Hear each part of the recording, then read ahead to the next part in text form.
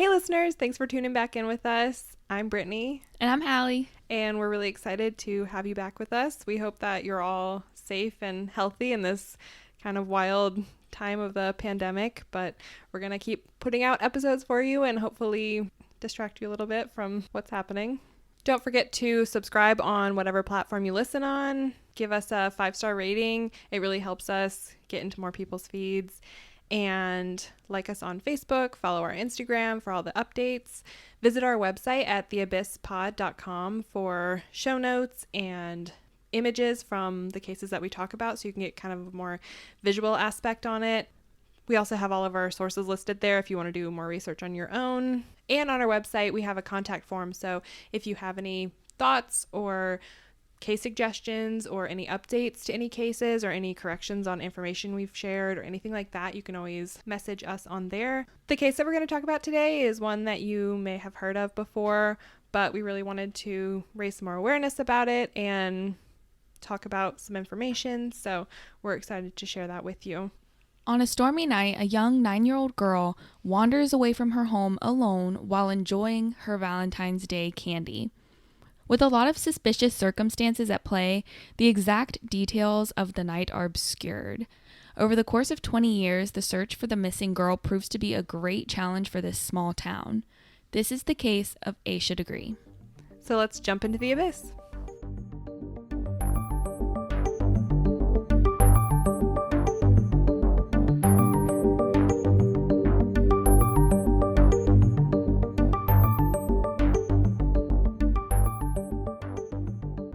Asha Jaquilla Degree was born August 5th, 1990. She lived in Shelby, North Carolina with her parents Aquila and Harold and her brother O'Brien, who was born in 1989.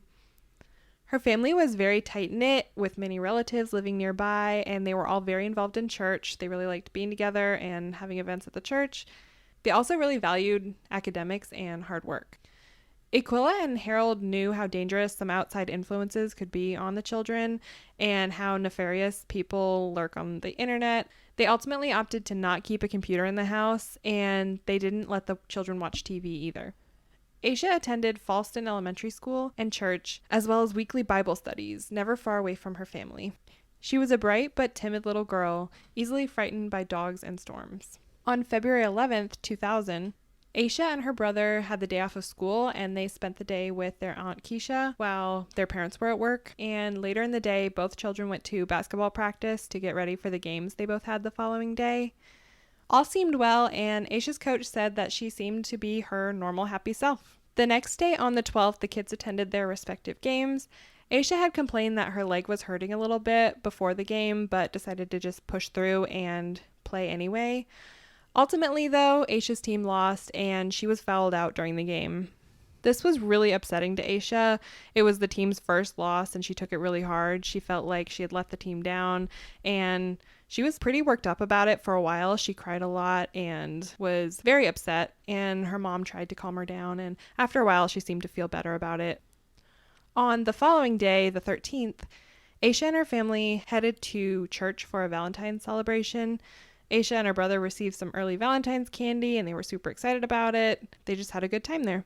Later that night, Harold went to work, and Aquila prepared the kids for bed. She tucked them in about 8 p.m. and went on with her nightly routine. But around 9 p.m., a nearby car accident caused the power in the area to go out, so she was kind of stuck. Around 12:30 a.m., officially February 14th, Valentine's Day at this point, the power was restored in the home. Harold, Asha's father, got off work shortly afterwards and arrived back home. He checked on the kids around 2:30 a.m. to make sure that they were okay before he decided to go to sleep, which both O'Brien and Asha were snug in their beds and fast asleep. After Harold went to bed, O'Brien woke up to noises in the room, and he saw Asha was getting up to go to the bathroom. O'Brien fell back asleep, but he does remember hearing some more movements in the room and just assumed that Asha was tossing and turning in her bed, probably trying to go back to sleep. Making nothing more of the noises, O'Brien ignored them and went back to sleep himself. A few hours later, at 5:45 a.m., their mother woke up to get them ready for the day. Normally, they got up at about 6:30 a.m. to get ready for school, but since the power had gone out the night before, Aquila mentioned that she had to draw their baths that morning. This was kind of strange because this account came straight from Aquila. We found an interview that she talked about this straight from her mouth. But according to the earlier timeline, the kids would have already been in bed by the time that the power went out. So there might be some discrepancies with this timeline. But sticking to the fact that Aquila still had to give them a bath that morning, she went ahead and drew up the bath for them and went to wake them. She was really confused to only find O'Brien in the room and was wondering, where is Asha? Aquila started to search the house thinking that maybe Asha woke up on her own and started to wander around. However, Aquila would become more and more nervous the more she searched. Asha was nowhere to be found, not in the house, the yard, or the car. Aquila immediately got Harold and they contacted nearby family members to see if maybe Asha had gone there for some reason, but unfortunately it was a dead end. Asha was missing. Harold and Aquila called 911 and police arrived at the Degree home at 6:40 a.m. Within 20 minutes from the first police on scene, many more officers arrived, as well as news crews. It was noted that all the doors in the house were still locked when the family woke up, and there was no forced entry.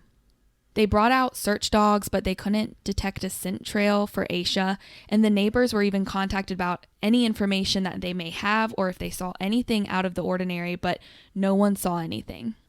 That very same day, which was Valentine's Day and Harold and Aquila's anniversary, the community got together with the Degree family to search for the missing young girl. Asha's parents looked around the house and noticed that some of Asha's belongings were missing, showing that she most likely left on her own accord. Some of the items that were mentioned to be missing were her favorite pair of jeans that had a red stripe down the side, a long-sleeved white shirt, a long-sleeved black and white shirt, black Tweety Bird overalls, a red vest, her basketball uniform, a lime green Tweety Bird purse, black shoes, a house key, Asha's wallet, and 3 family photos. The police theorized that she left on her own and even planned the event ahead of time, but the motive still remains unknown. Asha was very sheltered, and as we mentioned, she was extremely fearful of storms and dogs. How strange that she would leave at night in the middle of an intense storm all by herself. This really stumped the family and law enforcement. The following evening, after her disappearance had been big news in the area, a couple of sightings were reported. Multiple people had seen Asha walking along North Carolina Highway 18 in the middle of the night alone in the rain. The first sighting was around 3:30 a.m. and the second one was about 4:15 a.m. One of these passersby saw the little girl and turned their car around to stop and ask if she was okay. Asha was reportedly very spooked by this stranger approaching and took off into the woods. At this point, Asha was approximately 1.3 miles from her home, which is a pretty long way for a 9-year-old to just walk in the middle of the night, in my opinion. On our website, we have a map that can kind of help you visualize the events that go on this night, and it might help you kind of track where things are going, so be sure to check that out. The sightings were all confirmed to be Asha when both witnesses described the same little girl wearing the same clothes that Asha had taken from her home. This also confirms that Asha was walking along Highway 18, and she happened to be walking along her normal bus route. So this was a route she was very familiar with, and that makes sense that she would follow a path that she kind of knew. This all is so frustrating because here again we have people witnessing something extremely strange and not bothering to report it until much later. A 9-year-old girl walking alone in the rain in the middle of the night is noteworthy, and if someone had just reported it quickly, Asha could have been brought home, or at least those precious hours right after her disappearance could have been used to gather more evidence that may have been gone later. Not to mention, if they did report it right then, they could have saved Asha and possibly caught this predator that was trying to lure her out, if there was a predator. Yeah, it's crazy, especially if you think it's strange enough to stop and ask if she's okay. Like, report it. Just, if it's nothing, then it's nothing, but better safe than sorry. Yeah. In what circumstances a child walking alone in the middle of the night on a highway in the rain of a storm? Yeah, just like, okay. Like, that's just not a normal thing. Even in the 90s, like, that's just not a normal thing. Mm-mm. So report it. Do it. On February 15th, a local resident, Debbie Turner, discovered some strange items in her shed. Debbie didn't think this was significant at first. She was probably just annoyed that someone had discarded their stuff on her property. But this changed when Debbie saw Aisha's disappearance broadcast on the news a couple of days later. She reported her find to law enforcement and the items were collected. In the shed were candy wrappers that were the same kinds that Aisha had received from school the day before her disappearance. This was confirmed by family and friends from school. Also, they found a Mickey Mouse hair bow and a pencil and a marker. Sniffer dogs were brought in, but nothing was found in the area. There were no leads. They couldn't pick up her scent at all. This could have been due to the high winds and the rain that had been going on, but they just found nothing from it. Law enforcement figured that Aisha had either gone into the shed to get out of the rain, or maybe she had been taken there by someone else. Oddly enough, though, the shed didn't really seem to have much evidence of someone being in there. The shed was very full and contained an old tractor that was super dusty, and that dust hadn't been disturbed, and there were no notable footprints or fingerprints inside of the shed, so it seemed a little weird. You'd think if a 9-year-old just went in there to get out of the rain, you'd see evidence of her touching things and moving things around maybe, or, even just like sitting there soaking wet. Definitely, since it was dark too, you think she would have to feel her way around since she didn't really know what was in the shed or what to expect. So it's hard to tell if she put the stuff there, if someone else did, if it was just tossed in there because they thought that no one would find it, or maybe it was tossed in there because they knew someone would find it. We'll get more into that stuff in theories, but there's a lot of things that could have happened with that. A week after Aisha went missing, the foot search was called off. Over 9,000 hours had gone into combing the area for anything relating to where Aisha had gone, but no evidence, no leads, nothing like that was found. The case was still very much open, but without a strong tip or kind of lead in the right direction, there was just nowhere else to look. Aisha's family still worked tirelessly to keep her name and story in the spotlight. They really wanted her to stay in the forefront of people's minds and not just fade away. Police stated that it's really rare for children under 12 to run away, and that they almost never classify children under 10 as runaways, so they were still working really hard to find Aisha. On August 3rd, 2001, in Burke County, about 26 miles north of the last sighting of Aisha, a man named Terry Fleming was working on a construction site. A new access road was being put in for a new home, and workers were digging and using graders to prepare the area. While this was underway, they found something super strange. Fleming found a backpack double wrapped in 2 plastic bags. Inside the bag were a New Kids on the Block t-shirt and a book. It also contained a note with Aisha's name and number on it.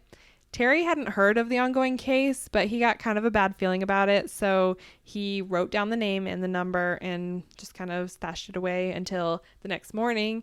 At breakfast, he was talking to his wife about what they had found, and she immediately linked it to Aisha's disappearance. She had seen the coverage and knew what was going on, and immediately was like, this is a major red flag. They called the police, and the police came to collect the evidence. The forensics on the bag were not released, so hopefully that's a good sign that they found something they're keeping under wraps. Finding the bag led the police to kind of think that Aisha probably met with foul play, because that's just not something she would do on her own. Double wrap a backpack and bury it, especially almost 30 miles away from her home. Definitely at her age, even if it was on her own choice, how would she get that far without someone's help? And putting it in a double bag and burying it is just not the thought process of a 9 to 10-year-old. Not at all. It was stated that the book bag belonged to Aisha, but not the other items. The book was found to have come from Aisha's school library, but by that time the records were long gone of who had checked it out or who might have had it. You would think that they would have records. This was only a year and a half or so after her disappearance. So you'd think they'd be keeping track of books. I know for me, we weren't allowed to move on to the next year or get certain things if we didn't have all of our fines paid off and everything. So you actually got a hold on your account before you could even do anything else. For like colleges, that's how they would handle situations. And I feel like when we were in elementary school, they had the same kind of system, but obviously pertaining to that age group. Yeah, this wasn't in like the 70s where they had no computer scanning or anything like that. Like they had systems that were supposed to keep track of this. So it's a little strange to me that those records are just gone. Police poured over the woods in the area where those items were found, and they also found a pair of men's khakis and some bones. The bones were found to be animal bones, and they were said to be unrelated to Aisha's disappearance. DNA on the khakis and the book bag were sent for processing, but less than a month after the find, the terrorist attacks of 9/11 happened. So most forensic lab resources kind of went to that, and other cases were put sort of on the back burner for a while. And like I said, they didn't release the forensics on these items even to this day. So hopefully that means they found some good stuff and they're just waiting to match it to the right thing. In 2002, police requested more items to be tested, but they were not willing to disclose any results. Times were pretty tough for the family. Not only did 9/11 just happen, which shattered the security of America, but they were also searching for their missing daughter. Instead of turning around for the better, things got a little bit worse for Aquila and Harold. Harold got into a really bad car accident and had to be hospitalized. Thankfully, he would be able to fully recover, but Aquila happened to break her foot while visiting Harold at the hospital and was required to have surgery. So both of them were hospitalized, and she even got a staph infection. So things were not really turning around for the better for them. The Degree family really had a tough go, and we're still trying to push through to support O'Brien and still find Aisha. 2 years later, in 2004, the police received a tip that someone found a bone and believed it to possibly be the remains of Asha Degree. Officers went out to the site and dug out the bones for testing, only to discover that they were animal bones once again, and it was another dead end. Hope was reignited a little over 10 years later when a new lead was brought to law enforcement. It stated that Aisha had been seen getting into a dark green 1970s model of a Lincoln Continental Mark IV or Ford Thunderbird with rust around the wheels. A little over 10 years seems like quite a bit of time to hold on to this type of information, making you wonder how accurate the tip is, for one, and who may have provided it that held on to it for so long with it being such a pertinent detail. But the FBI seemed to be fairly confident in the lead and thought it was important for the case to proceed. We have images for you of both of these vehicles on our website in case you're not very familiar with what this make and model looks like. So go and check that out and see if you can compare it to anything you may have seen before, or if you have any information just to keep it in mind for the case. Throughout 2017 and 2018, the FBI deployed their Child Abduction Rapid Deployment Team to look into the Asha Degree case a little bit more closely. Within 2 weeks in the area, they were able to collect more leads and conduct 300 interviews. The FBI and state investigators decided to meet 2 times a month to review the case, assess any new leads, and ensure that all of the members are on the same page during search efforts. Currently, in 2020, so 20 years after Asha Degree's disappearance, Cleveland County Police are still investigating this missing persons case, and even stated that they have had 45 leads investigated in the past year. The reward is currently at $45,000 for anyone who comes forward with information leading to her discovery. It is very important to the family to find their daughter. Either she can be brought home, or they will be able to have some closure after 20 years of searching. Aquila stated, quote, "We're hoping and we're praying that she's had a halfway decent life, even though we didn't get to raise her. She was 9 years old and she'll be 30 this year. So we've missed everything, but I don't care. If she walked in the door right now, I wouldn't care what I missed. All I want to do is see her." End quote. That brings us into theories, and there are a lot with this case. The first theory is that Aisha left her home on her own volition and was hit by a car as she walked down the road. This theory comes up frequently. I've even seen a more specific theory that she was hit by drug traffickers and her body was hidden to cover it up. This could make sense logistically with her just sort of vanishing into thin air, but police searched the area extensively. So if there were odd things like blood spatter on the road or something like that, it probably would have been noted, or maybe the dogs would have picked it up.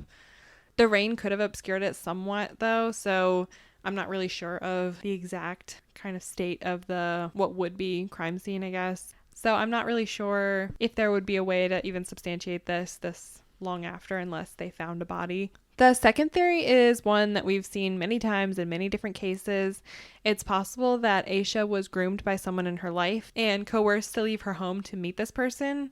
It could have been a teacher, a coach, a parent of another student, someone in the church, or any number of people that she comes into contact with. I think this is one of the theories that I side most with. I agree. I kind of lean towards a parent of someone that went to her school or something that had to do with the school. Like you said, her walking towards the school kind of. Or a teacher. Maybe her walking that path that the bus drove was a way of her trying to get to the school in a way she knew. And it was going to be kind of a meetup place, maybe, where she could meet up with this person who she obviously trusted enough to go out at night to meet. Yeah, because they wouldn't necessarily want to pull up right outside her house or anything like that because her family lived in the area. There were lots of people there. It was a neighborhood. So the risk of being seen, especially if it was like a green Thunderbird or something like notable like that. Like, I feel like that's a pretty notable car. They could have definitely led her to meet there, even led her to pack the things that she packed. To me, it seemed a little bit more organized than the thought of a 9-year-old kind of haphazardly running away what she packed in her bag. So, yeah, I agree completely. It seems as if someone could have even made a list for her of things that she needed to pack. Asha was closely monitored and not allowed access to the internet, so it would have had to be someone that was involved in things that she regularly participated in, like church or school or sports. She could have even been threatened or blackmailed to comply. I think that's a really strong theory because I just don't see her leaving in the middle of a storm just because of wanting to run away. That just doesn't fit for me. But of course, another theory is that she did run away completely on her own. She had packed the bag and snuck out, and there was no evidence of someone else being involved directly. So this is one that a lot of people gravitate towards. Asha's class had been reading a book called The Whipping Boy by Sid Fleischman. This book is about two boys that run away and have this wild adventure, and Asha may have related to this book. She led a somewhat sheltered life, like we said. The idea of having an adventure may have appealed to her. It's weird, like we mentioned, that she left on a stormy night being scared of storms, but you can never really know what's going on in someone else's head or if things were happening in her life, whether real or not, that made her feel the need to run or just get out. You never really know. Sometimes things go on beneath the surface that would serve as the missing link to make the whole story come together, but in this case, we don't know. Like in the first theory, this may have led to her becoming the victim of a crime of opportunity or falling victim to the terrain or the elements. She could have been abducted by someone that had stopped to quote unquote help her even. There's also a theory that Asha sleepwalked out of her house that night. Maybe when the driver stopped to see if she needed help, she woke up and was startled enough to take off. It can be disorienting to wake up in that state. Maybe she fell or became lost and just couldn't find her way home. I don't put much weight in this theory. I feel like sleepwalking, packing a bag, sneaking out of the house, locking the door back up behind you, and going down the road, that's a lot of conscious decisions to be making while you're sleeping. I mean, I don't really know, I guess, the particulars of sleepwalking. I know that some people have like killed people and blamed it on sleepwalking, so I guess it's possible, but I don't really see that one happening. I also feel like if it was possible that she did all of this while sleepwalking, I feel like that would be something that Aquila or Harold may have mentioned, that she was prone to sleepwalking and that she's known to do certain things that a conscious and awake person might do during her sleepwalking, not just wander around the house or stand beside of her bed or something. I feel like that would be a pretty important detail to add in, so part of me feels that it wasn't common for her to sleepwalk. For sure. And for her first time being that specific. And I think maybe if she had just walked out in her pajamas and the door was left swinging open, I would believe it more. But she did a lot, and it seemed like she was prepared for it. In the case of foul play, we kind of mentioned this before, but the items left in the shed could have been staged, which may account for them being just sort of thrown in there without someone actually being in the shed. Police really lean towards the theory that she ran away on her own accord and was abducted in a crime of opportunity rather than a plan that someone had. I kind of go back and forth. I really lean towards someone coercing her and sort of coaching her into what to do and where to go. And I feel like we really take for granted how many people are in kids' lives that they see on a daily basis that can have more influence over them than we sort of realize. All of the teachers and coaches and counselors and just all of those people that are constantly in your kid's life, and you probably don't know much about most of them. Not to mention that most of them probably spend more time with your kid than you may during the week. They are teaching your kid all day. They're watching them at lunch. They're taking them outside to play. And how long are kids in school? Probably like 7 to 8 hours that they're spending with other adults, and you may not know that adult personally. You may not know what kind of influence they're having on your kid or what they're saying to them or how your kid is being influenced by them. Yeah, it's pretty scary. We've talked about a few cases now where little kids have just vanished, and I think it always kind of shocks me to just think about how many people are in your kid's life that you really don't know that much about and may not even notice if they went missing, like the janitor at your school or a teacher, or, you know, if they just weren't there anymore, would you really notice? The final theory involves a man named Donald Preston Ferguson. We have to jump back a little bit in time to really give you the details about this man, starting in 1989, a year before Asha was born. In 1989, Ferguson sexually assaulted a 10-year-old girl and was arrested. Unfortunately, he was able to pay bond and he got to walk free during all of these court proceedings. Even though the assault allegations had not concluded, he did not wait long before committing another heinous crime. Ferguson then murdered and sexually assaulted a 7-year-old African-American girl named Shalonda S. Poole in Greensboro, North Carolina. The details surrounding Shalonda's murder are eerily similar to Asha Degree's case. Shalonda shared a bedroom with her sister, who woke up one morning around 6 a.m. and noticed Shalonda was not in bed. She started to look around the house for her and found her standing outside and told Shalonda to come back inside. She didn't know what she was doing, but was really confused on why Shalonda would just be standing out so early in the morning. Shalonda refused to go back inside, though, and little did her sister know that that would be the last time she saw her alive. Ferguson had lured her outside, sexually assaulted her, and murdered her. She was later found dead in 1990 behind Jones Elementary School in Greensboro, North Carolina. Ferguson was a family friend of the Pooles, and he worked relatively close to Shalonda's school. To make matters worse, he even assisted in the search efforts to find Shalonda. A year later, in 1991, Ferguson pled guilty to the sexual assault charge of the 10-year-old girl in 1989. He was sentenced to 8 years in prison and was released in 1997. 5 days after his release, he was arrested again with some of his family members for shooting and killing his grandmother. However, they were all released due to a lack of evidence. 24 years after the murder of Shalonda, DNA evidence officially proved that Ferguson was responsible for the sexual assault and death of 7-year-old Shalonda Poole, and Ferguson was arrested and later killed himself. Even though Ferguson was never considered an official suspect in the Asha Degree case, many people suspect he was involved. Not only did Asha's physical description and age match the preference of Ferguson, but he was also in North Carolina at the time of her disappearance. However, it's unknown what his exact whereabouts are during the time range that she went missing. This is where the case remains to this day. We have her age progression photos on our website, along with information from the National Center for Missing and Exploited Children. She would be 29 years old at this time. She was an African-American female with black hair and brown eyes, and she was 4'6" when she went missing and weighed 60 pounds.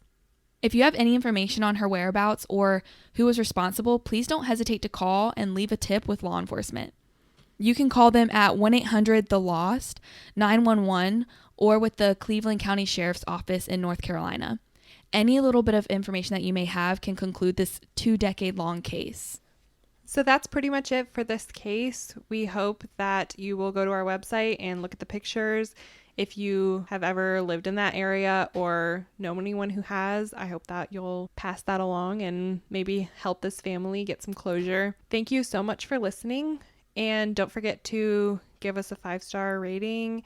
Follow us on Facebook and Instagram. You can join our Abyss group on Facebook for some more details on the case, and you can share your comments and thoughts. And don't forget to stay tuned for the bloopers to sort of lighten the mood a little bit. So thanks for jumping into the abyss with us. Bye.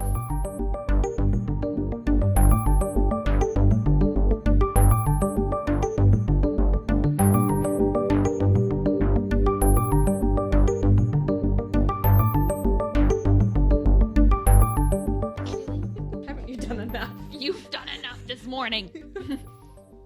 Seriously? Don't talk back to me. Oh, can you plug her in? I'm weird about A local note paper. Contained a note paper. But the FBI seemed to be fairly continent.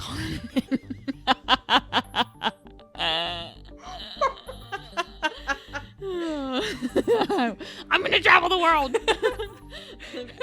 Oh, I was thinking the other guy. Oh, like incompetent? Incontinent. What does that mean? Can't hold your pee in. Oh, English language. Okay.